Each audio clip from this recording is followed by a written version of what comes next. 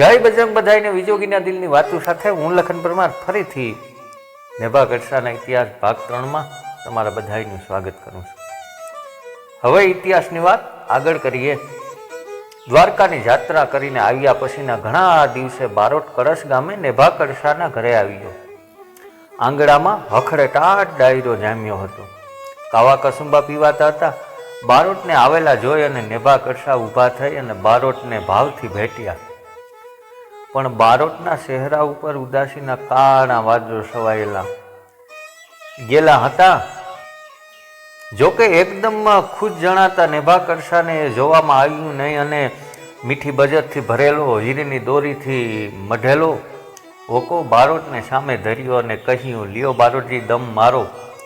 પણ હોકાનો અનાદર કરતા બારોટજી એક દુઓ બોલ્યા, હોકો સોને હીરનો બજરે સોટે બાસ, નેણ કરતા ન્યાગ એ નો જ ખપે નેભા।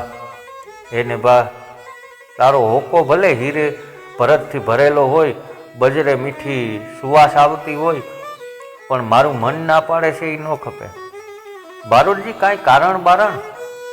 નેભાએ પ્રશ્ન કર્યો અને ઉત્તરની રાહ જોવા માટે ઓસરીની રાંગ પર હાથ ટેકાવ્યો।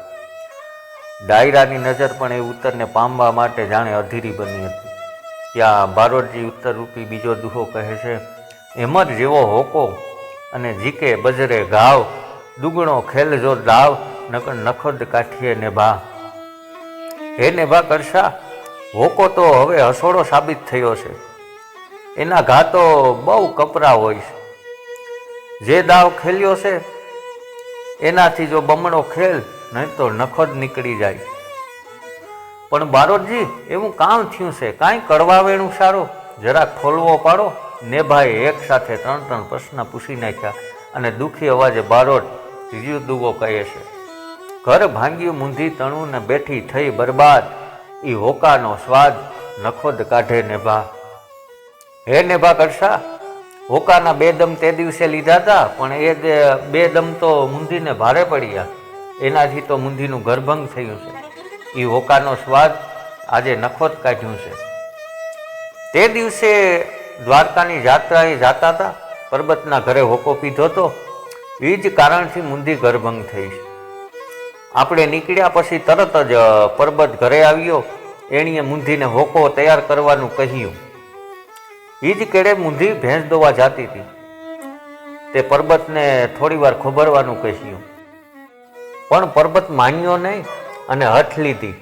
મૂંધીએ થોડી વાર જાળવવાની ભલામણ કરી, પણ એમાં તો પરબતનો મગજ કાંઈ આસમાને વયો ગયો અને ચોખ્ખું જ કહી દીધું કે જા નેભાનું ઘર માંડ, ઈણો જ હોકો ભર।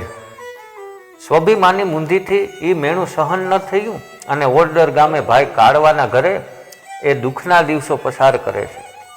અરે રે, તોતા ભારી થઈ। બારોટની વાત સાંભળીને નેભાના મોઢામાં હરેરાટી નીકળી ગઈ। ડાયરાનો નશો પણ ઉતરી ગયો। બધાના ચહેરા ઝાંખા પડી ગયા।